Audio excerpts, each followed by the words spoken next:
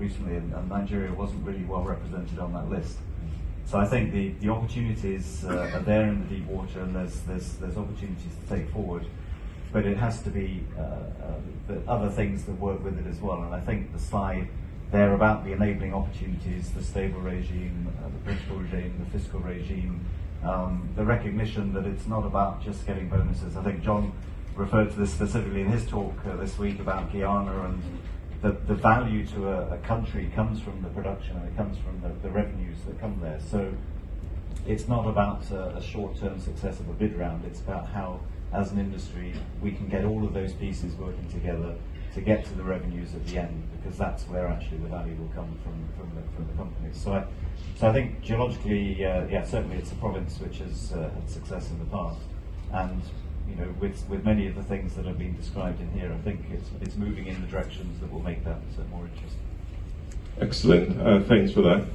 And I guess just following on from some of the points made so far, the indigenous companies that have been invited to participate in this process, which is good. Local empowerment and capacity building is very important, especially for the developing world where we've got the skill sets and all that. It's how to harness those skills. So, Mrs. Lola, just because you are from PETAN, with regards to local content, how do you think Nigeria is ensuring that these indigenous companies can actually thrive when they take on blocks, especially in the deep water? If they choose to go there, how can they actually form good partnerships with the right investors in Nigeria?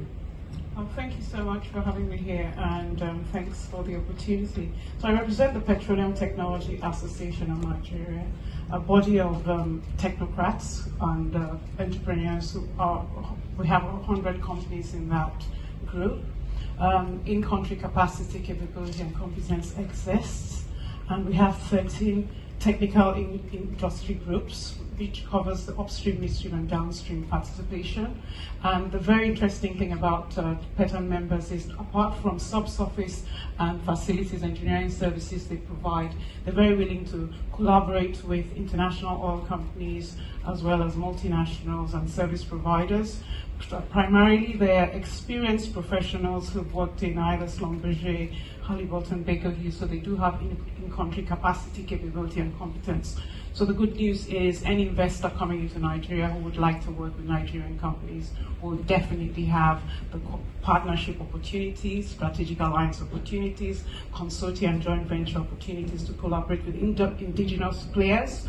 And from the technical to the commercial, on the side of administration and political integration, working with locals will help you overcome quite a lot of hurdles. So we look forward to collaboration and partnership when you come into Nigeria. That's good to know. Thanks for that. So I guess when you talk about bid rounds, someone wants to take up a block, they want to really look at the subsurface, make sure it's all good.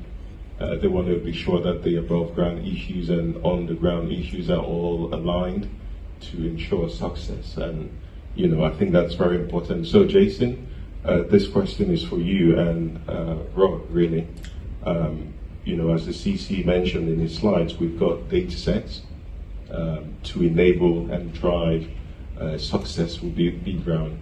So can you throw more light on the type of data set we have and how that benefits the process of the bid round? Sure. First of all, thank you very much for allowing me to represent PGS on this, and it's an honour to be here.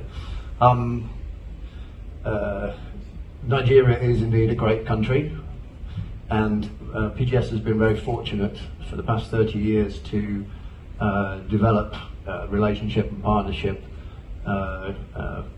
with key stakeholders, and also to build a vast database of seismic data all right across the offshore. And key to this, it is the largest contiguous data set in West Africa, the PGS Mega Survey 3D. So that's kind of the beginning step, let's say, to evaluating the offshore from a from a screening potential. So the mega survey covers most, if not all, of the blocks, not the onshore blocks, but most of the offshore blocks. And then it's really at its best in being used in a regional context. So screening purposes for looking at the structure, play fairways, and really deciding where you want to go. Now, it has a limitation in terms of if you're looking at one block, as a couple of our senior management alluded to in the last couple of days, looking at a postage stamp of a